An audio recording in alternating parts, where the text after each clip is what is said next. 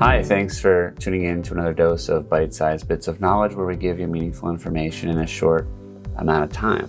We started with transfers in this series, and we've talked about a high level of what the different types of transfers are.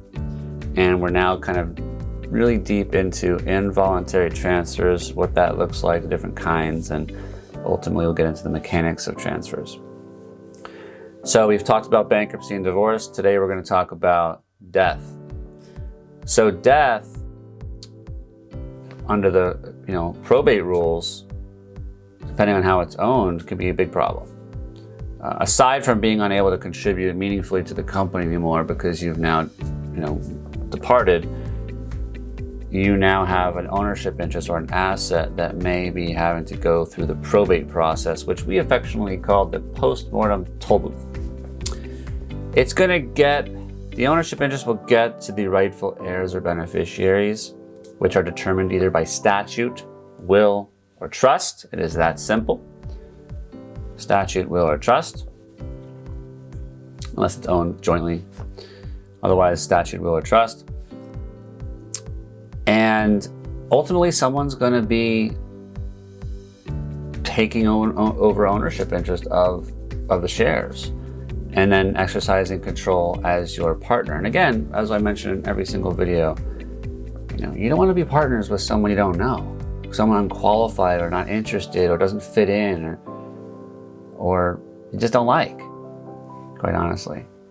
That's not what you are intending to do, most likely. So, death creates problems, I guess, if you were to divide it into two ways. One is that you have a non-contributing person now, and you have other people who are going to take over for that non-contributing person in a very unpredictable way.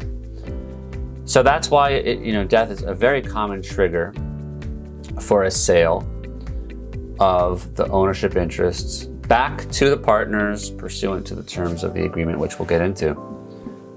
There are cases where you don't want to have a death-triggered buyback.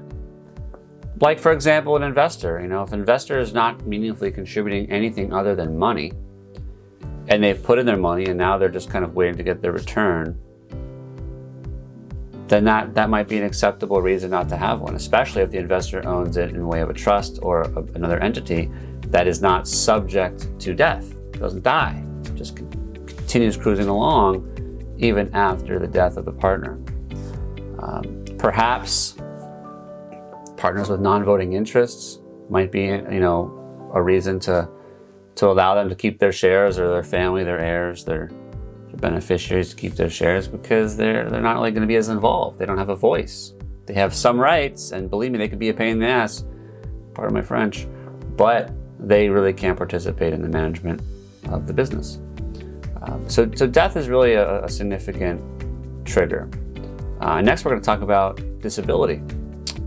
So don't forget to download the free materials in our description. There's at least the business planning stress test and the formation chart. There will be also some other goodies for you as well. Thank you again for stopping by, and stay tuned for more.